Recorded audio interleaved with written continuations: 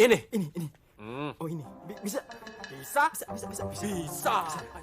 Wes alon-alon, Mbak. Alon-alon. Salah satu film horor komedi permintaan kalian yang berjudul Suster Kramas 1. Dan tentunya balik lagi dengan saya host yang akan menemani kehidupan gelap kalian, yaitu Vice Fucking Zura, yang pastinya akan menghibur kalian di channel Pemersatu Kelurahan dan akan menceritakan film-film yang berfaedah menjadi unfaedah, karena semua film yang saya ceritakan pasti akan kami rusak ceritanya. Jadi nikmati sebat kalian sambil handstay atau koprol mungkin biar mainstream. Dan gimana kabar kalian? Oke, masih tetap begitu-gitu aja. Ya udahlah, mari kita semua gitu. Sedikit referensi bahwa film Suster Keramas ini akan menceritakan kisah suster yang sedang keramas, setelah keramas rambutnya wangi dan sehat. Udah gitu kan? Bener dong.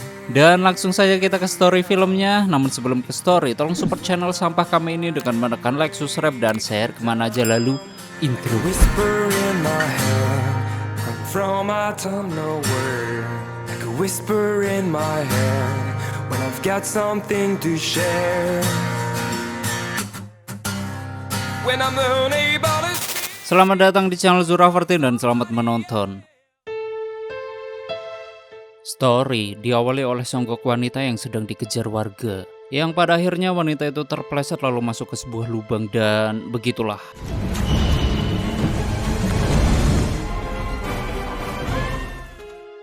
Beberapa tahun kemudian ada seorang wanita cantik dan rupawan yang bernama Kayla. Di sini, Kayla sedang ziarah ke makam orang tuanya. Tak berselang lama Kayla didatangi songgok nenek-nenek yang memperingatkannya bahwa hari sudah mau maghrib. Setelah mendengar omongan nenek tersebut, Kayla menyempatkan membaca doa penutup. Waktu ingin menyapa nenek itu kembali, tiba-tiba si nenek menghilang. Wow, magic. Terima kasih. Yang kemudian Kayla didatangi kedua temannya yang bernama Barry dan Ariel, yang dimana mereka menemani Kayla ziarah. Waktu mereka bertiga pulang, tanpa sengaja mereka melihat iring-iringan jenazah yang ternyata itu adalah jenazah nenek yang baru saja ditemui Kayla. Ketika di mobil, Ariel mencari kaset vocab terbarunya yang ternyata udah dibuang Kayla. Dan di sini mereka berniat menuju ke sebuah villa untuk mengerjakan beberapa tugas kuliah. Selama di perjalanan, tiba-tiba Kayla melihat sosok nenek di samping Barry, yang ternyata hal tersebut disebabkan karena Barry habis kencing di lubang makam nenek yang menemui Kayla tadi. Tak ada otak emang si Barry ini, heran. Ah bener dah, sebelah gua ada apaan? Gua cuma gak sengaja kencing doang, Keng. Dan akibat hal itu, di mobil Barry meminta maaf atas perbuatannya, dan tak berselang lama nenek itu menghilang. Singkatnya mereka bertiga baru sampai di villa malam hari. Waktu Barry dan Ariel sedang mengamasi barang-barang di mobil, lalu dimasukkan ke villa. Di sini Kayla melupakan barang yang ketinggalan, dan waktu ngecek mobil, voila. Tiba-tiba Kayla dihantui yang keluar dari bagasi mobil, dan tak berselang lama, nenek-nenek yang di makam tadi muncul. Lalu nenek itu memperingatkan kembali bahwa jangan memanggil nama suster keramas selama di villa. Nih, nenek siapa ya? So asik sekali, heran. Yang nyatanya semua hal yang terjadi adalah mimpi. Waktu Kayla minum, dia melihat foto orang tuanya, lalu Kayla membuka kaleng biskuit. Dan di dalam kaleng biskuit, Kayla menemukan seonggok kertas bertuliskan 3 kali suster keramas, dan itu dilakukan 3 kali sehari ya anak-anak. Setelah itu Barry sarapan dengan Kayla, dan tak berselang lama datanglah Ariel yang habis mandi. Di sini mereka membahas mimpi Kayla bahwa jika mereka menyebut suster keramas 3 kali, mereka akan didatangi suster keramas. Waktu Ariel sedang mengambil baju di kamar sambil memuji dirinya di depan cermin yang begitu tampan, di sini Ariel iseng-iseng memanggil suster keramas 3 kali tapi nggak sehari ya. Dan akibat hal itu suster keramas pun muncul, namun Ariel nggak menyadarinya. Di sisi lain ada sebuah berita TV yang menyebutkan jika Miyabi akan datang ke Jakarta, dan hal itu pun menjadi kesenangan bagi Barry dan Ariel.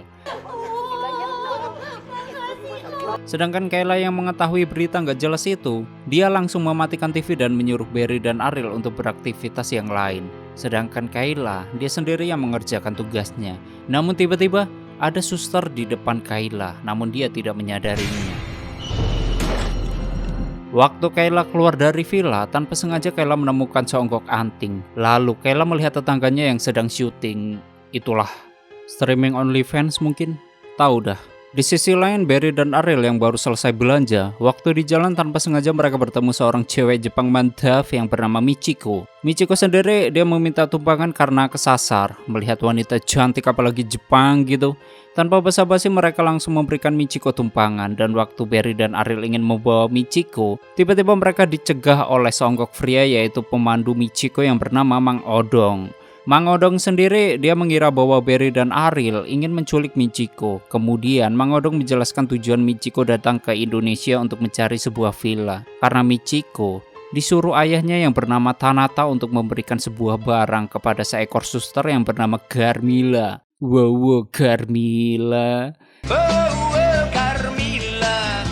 Dan suster Carmilla dia tinggal di villa tersebut. Di sini Kayla mengizinkan Michiko dan Mang Odong menginap beberapa hari. Mendengar hal tersebut, Barry dan Ariel pun bahagia sangwe. Di malam yang penuh dengan perlendiran, Barry, Ariel dan Mang Odong mendatangi kamar Michiko, sedangkan Michiko dia sedang tidur. Melihat hal tersebut, mereka bertiga sweet kemudian berfoto mantap dengan Michiko, namun sialnya ketika Mang Odong ingin foto, si Kayla masuk. Jadi ya begitulah. Siapa sih lagi? Sial sekali si Mang Odong ini. Di malam penuh birahi, Michiko sedang bersenang-senang bersama Barry dan Ariel yang nyatanya itu hanyalah mimpi. Mimpi dah. Iya bar.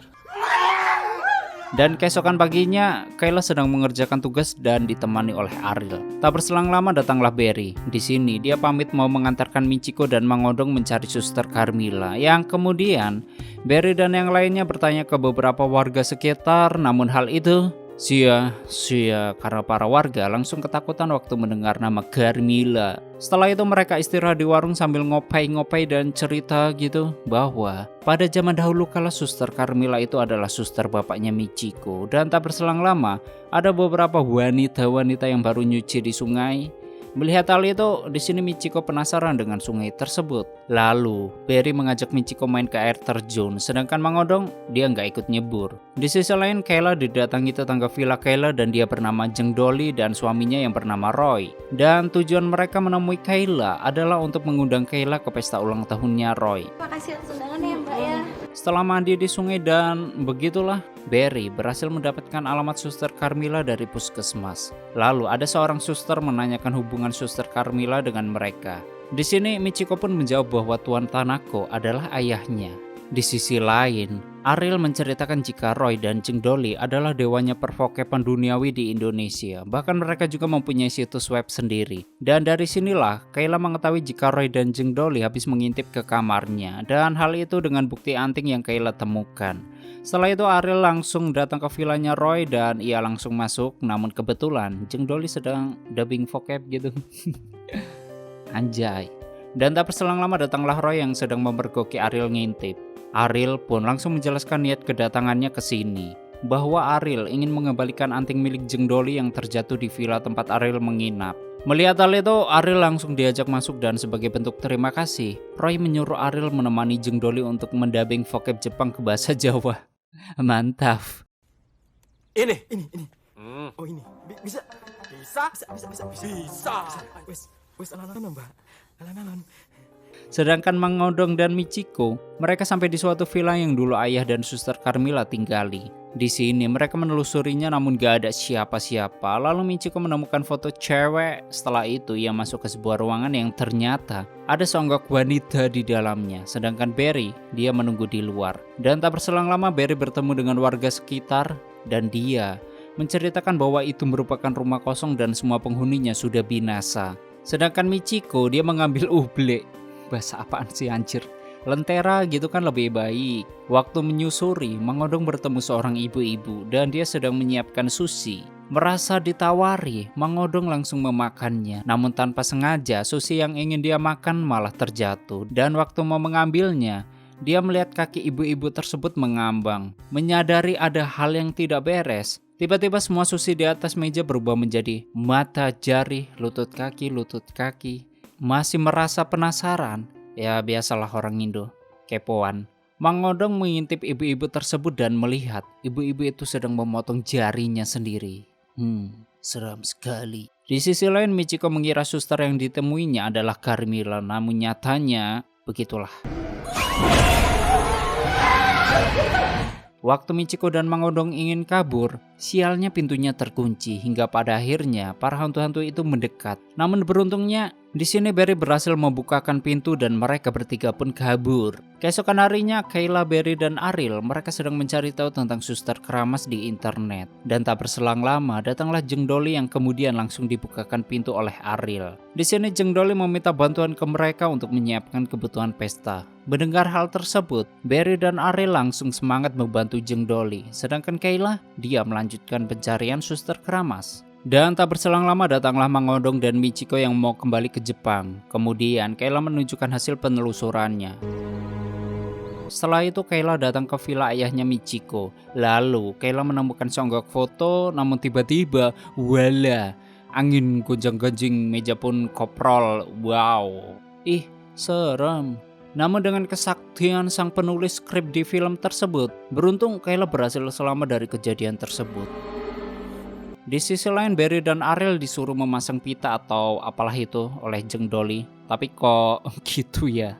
Merasa telah diremas-remas, Jeng Dolly pun menjadi gerah dan ingin pergi mandi. Sedangkan Barry dan Ariel memasang pitanya dari atas pohon. Namun tanpa sengaja, Ariel malah melihat Jeng Dolly yang ingin mandi. Makan tuh pohon.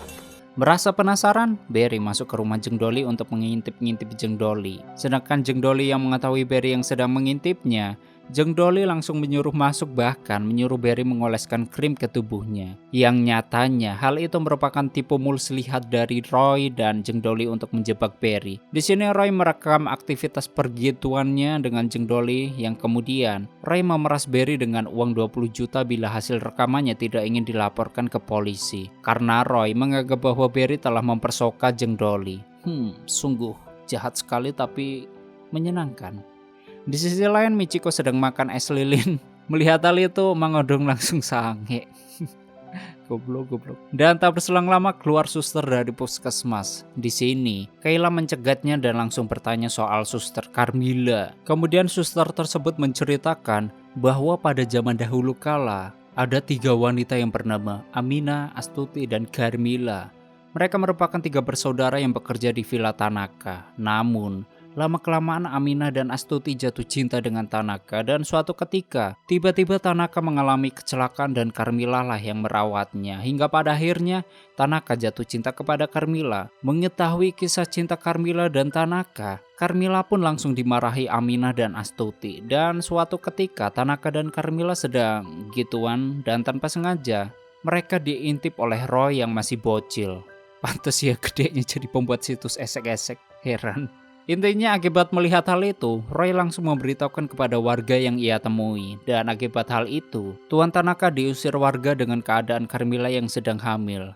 Sedangkan Aminah dan Astuti, mereka memutuskan untuk mengakhiri hidupnya. Sedangkan Carmilla sendiri, dia dihukum warga yang pada akhirnya menghilang. Kemudian Kayla bertanya tentang suster keramas yang nyatanya suster keramas merupakan julukan yang diberikan kepada Carmilla dan julukan itu diberikan karena Carmilla setiap hari selalu keramas dengan rejoice agar rambut selalu indah dan wangi. Setelah mendengar cerita tersebut, walaupun gua nggak yakin kalau ini Michiko mudeng bahasa Indo sih. Waktu di kamar Michiko yang menangis, dia membuka kotak pemberian ayahnya untuk Carmilla yang ternyata isinya adalah surat wasiat yang bertuliskan jadwal streaming OnlyFans. Gak. Gua nggak tahu isi surat wasiatnya apa. Mungkin kalian tahu. Di sisi lain, Jeng Dolly yang lagi dandan sange gitu, plus ngerosting suster keramas. Dan waktu mandi tiba-tiba wala dia dibalikin ke lobi sama suster keramas. Sedangkan Roy yang sedang menyusun hasil rekaman jebakannya. Setelah itu Roy menemui Jeng Dolly ke kamar mandi yang ternyata telah binasa. Jeng?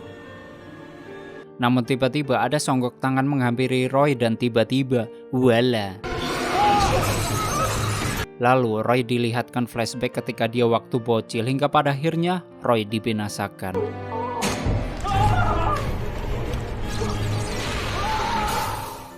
Sedangkan Kayla dia sedang berdiam diri dan bingung. Lalu Kayla menghadap ke depan cermin dan menyebut Suster Keramas. Dan tak berselang lama Suster Keramas pun muncul yang kemudian Suster Keramas memeluk Kayla. Terlihat flashback di sini yang ternyata Kayla merupakan anak kandungnya Carmilla yang sebelumnya ia dibinasakan oleh para warga. Dan tak berselang lama tiba-tiba Michiko dan Mangodong segera menyadarkan Kayla dan setelah mengetahui hal tersebut Michiko dan Kayla langsung berpelukan setelah mengetahui mereka adalah saudara. Di sisi lain, Barry dan Ariel yang healing, tanpa sengaja mereka ditemui arwah Jeng Dolly yang ternyata Jeng Dolly menggantikan peran Suster Keramas menjadi Suster Sangwe mungkin dan Damat.